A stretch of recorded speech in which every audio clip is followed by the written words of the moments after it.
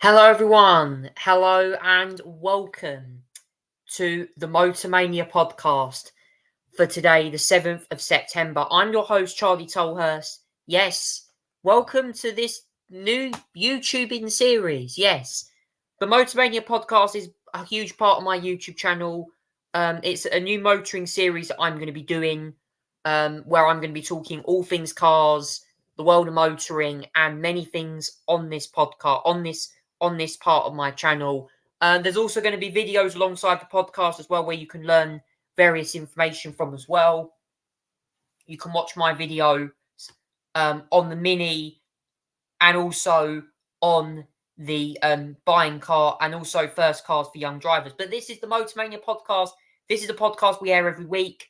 We're going to be talking about all things new cars, many more things as well. Literally, this is a podcast. It's Saturday night. I feel like we really need to bring you the news over the last week. We're also going to be talking about the Goodwood Revival, which is also on this weekend as well at Goodwood. There will be a separate video going out on my channel about what the Goodwood Revival actually is. But anyway, we're going to talk about the latest car news now and talk to you. Obviously, last time when we were on the podcast, I went on holiday over the last week, so I haven't really been able to film episodes during the week. But we do have some news that I really want to get through tonight on the show. Let's talk about some new cars that are going to be coming out whilst we're here. Now, the first one is a supercar. This is from a company called Sincetta. According to this, they are claiming that they want to go up to 600 brake horsepower by creating a Ferrari baiting high supercar here. Now, it's called the Sincetta Aquila. My pronunciation is not the best, but this is exactly what the car looks like here. To be honest with you, from the front, it kind of looks like a TVR Griffith a little bit. You can sort of see like it kind of has that TVR style front end, the Griffith front end, of course, that was launched a few years ago. Now it's going to have a 473 litre boot. I first thought that BMW had released one, more extreme version of the M3. However, though, it's not actually that. Actually, no, it's not called Sincetta. It's actually Ginetta. My apologies, Ginetta. It's actually Ginetta that are releasing this car. So a company that done like the GT4 Super Cup and stuff. According to this, Ginetta wants it to be a track weapon, Grand Tourer, and practical load lugging hatch all rolled into one. It's a car that we first saw in 2019. However, they've according to this, they've made improvements to this. It's also going to have steel disc brakes, Pirelli P0 tyres measuring 265, 35 and 20 at the front and 305, 35, 20 at the rear. And it's going to use a 6.4 litre V8, which will produce 600 brake horsepower.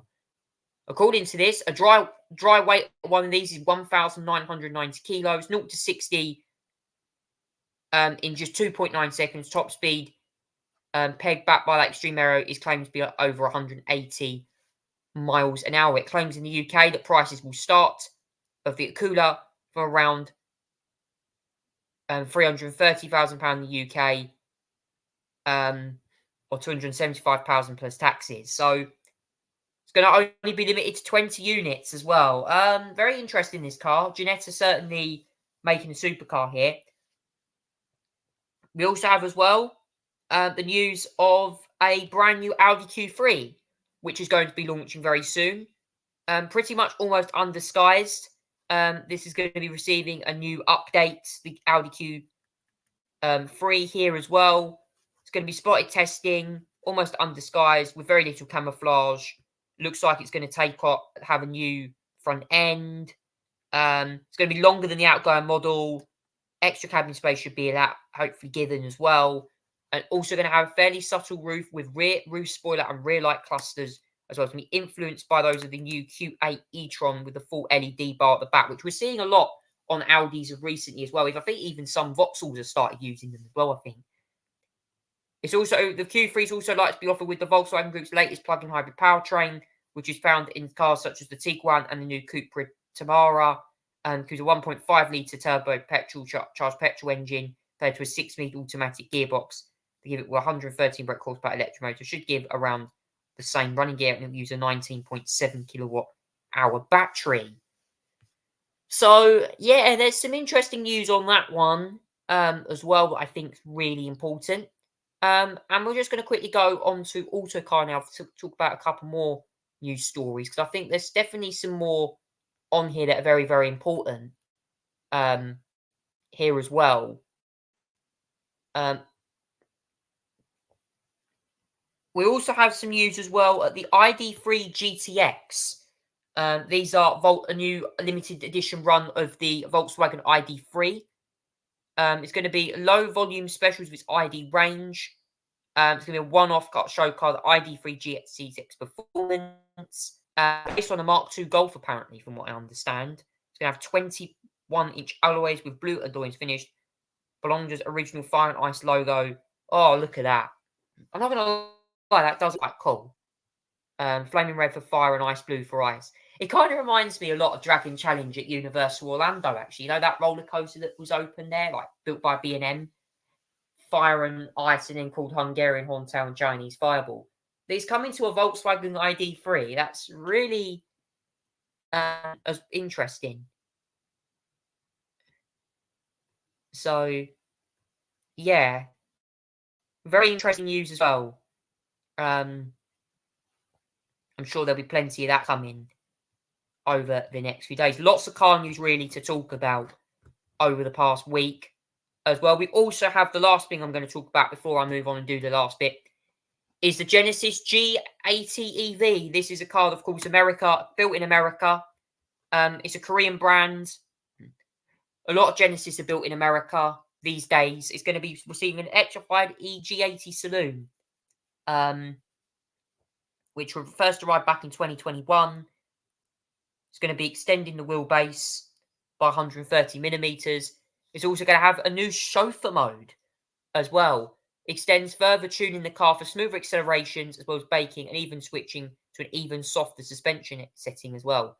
In the UK, it will cost £69,000, and it also comes with a 17-speaker Bang & Olufsen sound stereo system, alongside its current range of 323 miles. So, very interesting news there. I'm clearly seeing, obviously, Genesis very much going for an EV trims there. It's very interesting. But what I am going to talk to you about now is, of course, the main bit of news, which is the Goodwood Revival. That is on this weekend at the Goodwood Motor Circuit. Now, for any of you guys who don't know what the Goodwood Revival actually is, it is a motor racing event. The Revival is a classic car event. Now, it's going to be a separate video on the Goodwood Revival, talking to you about the history of the event, about some of the car categories that are in the event. I'm just going to do a video. I'm just talking about this on the podcast, about all the action that's happening at Goodwood at the moment. Now, it's running, I believe, this weekend. I think it's running tomorrow as well. Obviously, if you don't know where this takes place, it takes place, I think, down in Chichester, or sort of Chichester Way. The Goodwood Revival is on from the 6th to the 8th of September this year. If you like classic car racing, you'll love this. Okay, the Goodwood Revival is such an important event. Celebrates the classic car racing. It's a historic motor racing event. And yes, it's an event that we always really recommend. Classic car racing is always an important event. And they're going to focus more on sustainable fuels next year. So we also have as well, you get to dress up for fashion competitions. It's certainly interesting. Now, I want to also reveal some of the action that's happened at Goodwood today as well. In fact, we might be able to actually play for you some highlights of some of the Goodwood Revival that's happened at the moment. So we're just going to get that up for you now on our screen. This is currently live at the moment. We've got some highlights of Goodwood. I'm just going to play for you a little snippet of some of the best bits on Saturday. Have a listen to this. Right now, this is some of the highlights from the Goodwood Revival over the past day. Enjoy this little video, guys. Be interesting.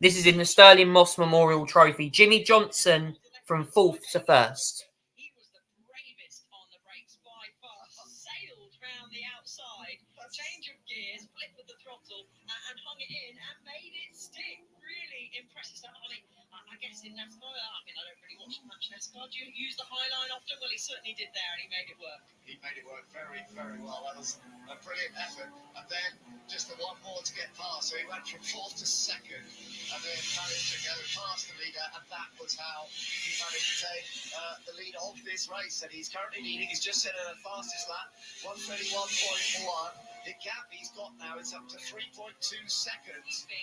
This is in the Royal Automobile Club TT. Gordon Shedden gets his angles right.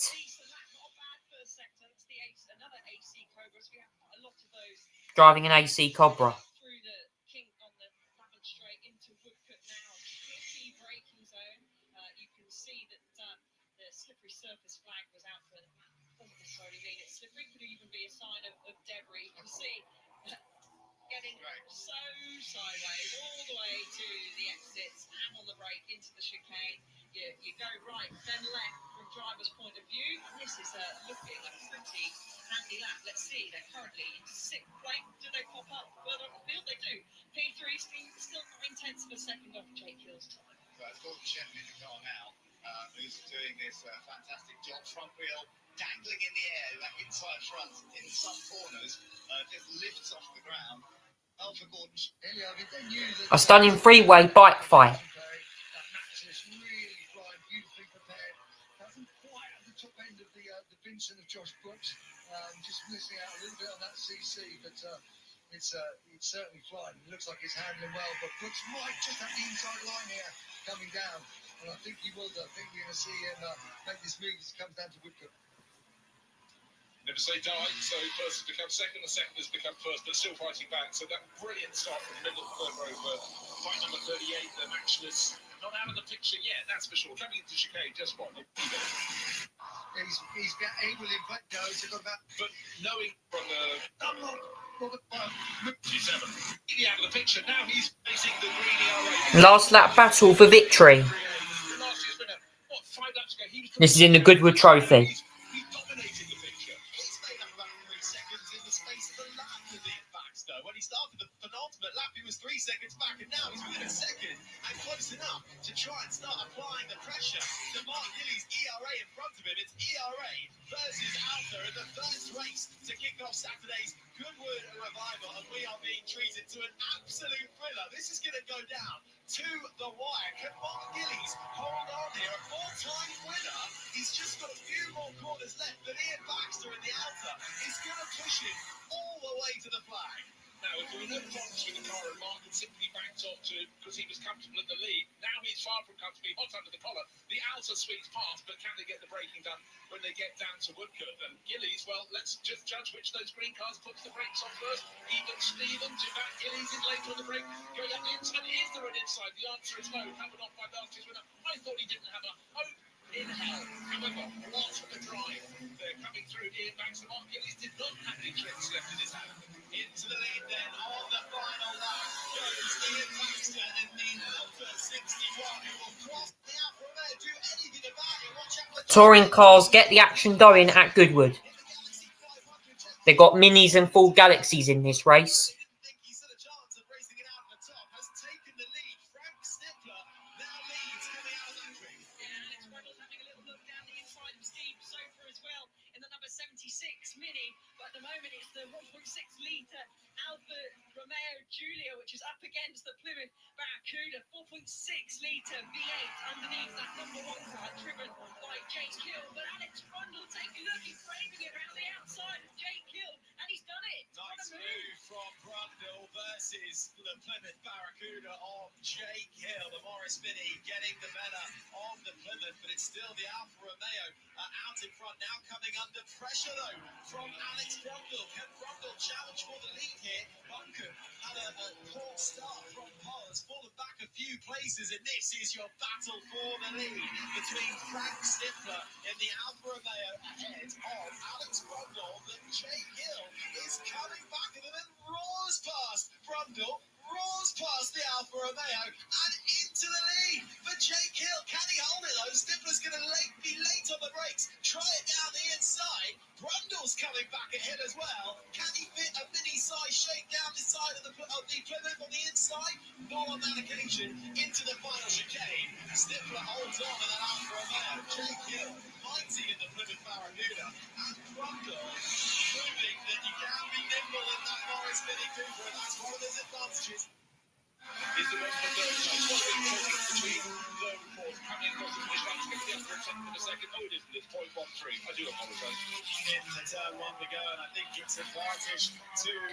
That's some highlights there from the Goodwood Revival. I had to say though, that last race there in the touring car action, I think it was pre-66 touring or something. Yeah, you get to see some like full Galaxies, Morris Mini Coopers, and also an Alfa Romeo Giulia racing as well. Them minis were so quick in Goodwood. Like they just got their go-kart handling around the fast corners of Goodwood, and it's just amazing. But anyway, some of the recap of the Saturday action at the Revival this year. This is some of the Saturday action from what we understand has happened. The Barry Sheen Trophy were powered by two-part Revival gear. There's also the celebration of XK engines as well. Hopefully that will continue umbrella free. But yeah, that was some of the action there from Goodwood. We've got some Revival race results that have just come in. So we've got that in the Sussex Trophy, which opened the programme. In that was the first race of the weekend there. It was Andrew Smith and Oliver Bryant that won that. The slippery track did do the side effects there on that one. But it was the Lotus Climax 15 of the 1958 of Andrew Smith and Oliver Bryant that won that, with Nigel Greensall and John Spires second in the Lister Jaguar Costim. And another Lotus Climax 18 of 1958. James Davison and Roger Willis was in that one as well. In the Goodwood Trophy, which was the pre-war Grand Prix Viraret races, it was the Atla 1937 Atla 16 IS of Ian Baxter that took the victory. Mark Gillis was second. Patrick Blaney Edwards there was third. That was the race 2. Race 3 was the Barry Sheen Memorial Trophy, which was actually, I believe, another one as well. That was Mike Russell and Mike Rutter, the one that won that one. The Ford Water Trophy as well. Mark Goulden won that in the 1958 Jaguar XK150 fixed head coupe. Sam Tordorf was actually third in a 356 from 1953, which was the predecessor to the 911 Porsche, of course.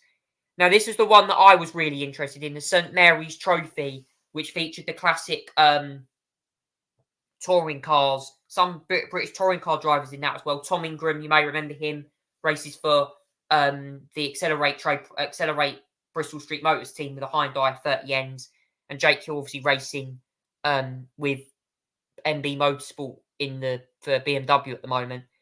But yeah, Frank Stippler took the victory in the Alfa Romeo, the 1965 Julius Sprint, which actually looked really cool actually as well. Second place was Jake Hill in the Plymouth Barracuda, 1965. Full Galaxy of Romain Dumas was third. Obviously, Romain Dumas used to be a Le Mans driver.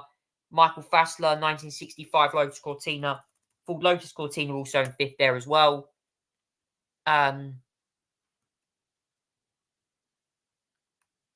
The Minis did lead come earlier on, but did fall back towards the end.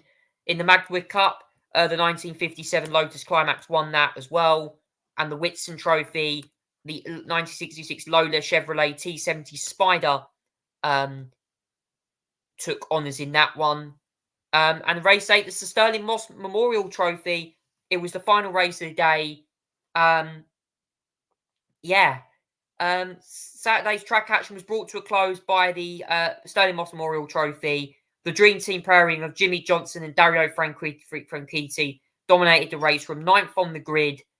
Johnson completed one of the greatest opening laps to lead a race, starting the finish, cross start finish line. Apparently he went from 4th to 1st. Jimmy Johnson we've done one of the greatest first laps at Goodwood I've ever seen. If you watch the onboard in that race, Jimmy Johnson, if you don't know him, he is a former NASCAR driver. He's the most successful NASCAR driver of all time. I think he's won like 6 or 7 NASCAR titles.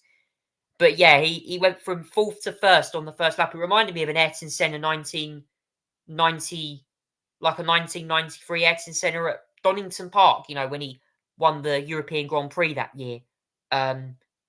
After starting about 4th on the grid, he overtook 4 cars on the first lap. And Jimmy Johnson kind of done that today. And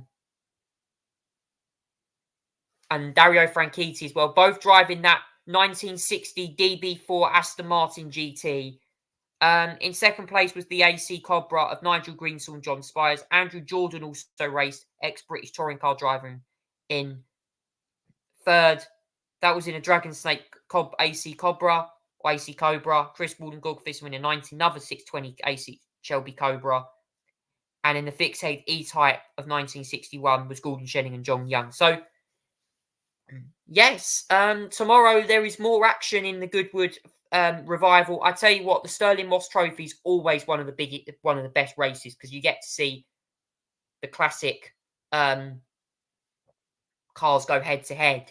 The classic like sort of more powerful cars there in that. You also got like classic F1. And also as well the St Mary's Trophy with like the lower powered cars like the Mini Coopers, the Austin Morris Mini Coopers, and the Galaxies, Lotus Cortinas. So many great cars in that. So that's all from the Goodwood Revival this year. Obviously, I'll do a separate video on the event during the week that will go over the actual revival event history for you. But having said that, that's all we got time for on the Motormania podcast tonight. Thank you so much for watching. I'll be back again next week for another edition of the show. Take care and good night.